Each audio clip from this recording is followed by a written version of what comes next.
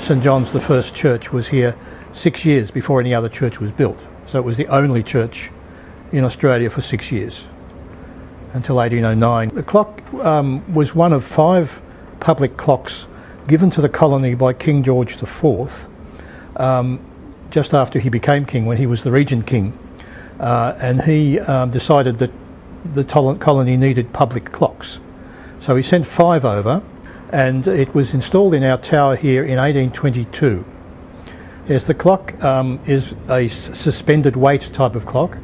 It has a short pendulum, about 2 metre pendulum, but the power is not from a spring, as it might be in some clocks, but from a large drum over which a cable is wound and a suspended weight. So the weight keeps the pressure on the drum to move and powers the clock.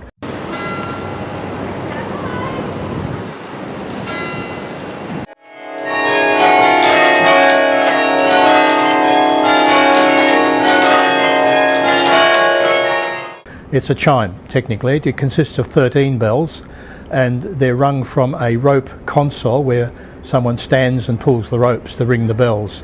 The bells are actually fixed bells, they don't swing, because it was thought that 13 swinging bells would not be good for the tower, because it's simple brick construction.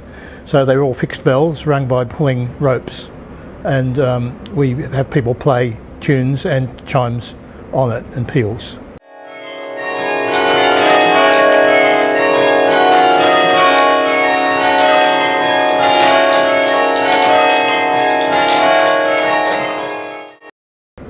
So that was installed in the 20s, mostly in memory of our very illustrious rector Gunther. The bells were all donated and dedicated to different people and groups within the church, and there is in fact a plaque next to the bells indicating what all the bells, who they were given by.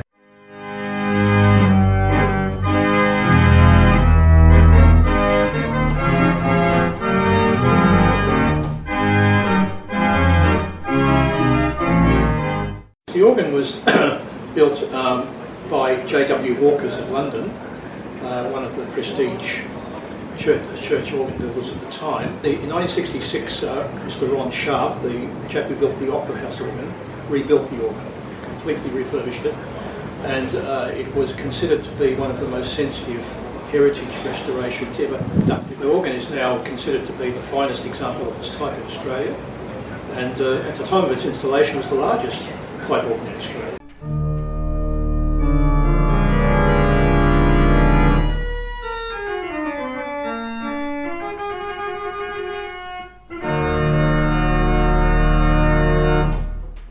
Because of the diverse multicultural nature of our society in these days, particularly around Parramatta, we have developed into a multicultural church.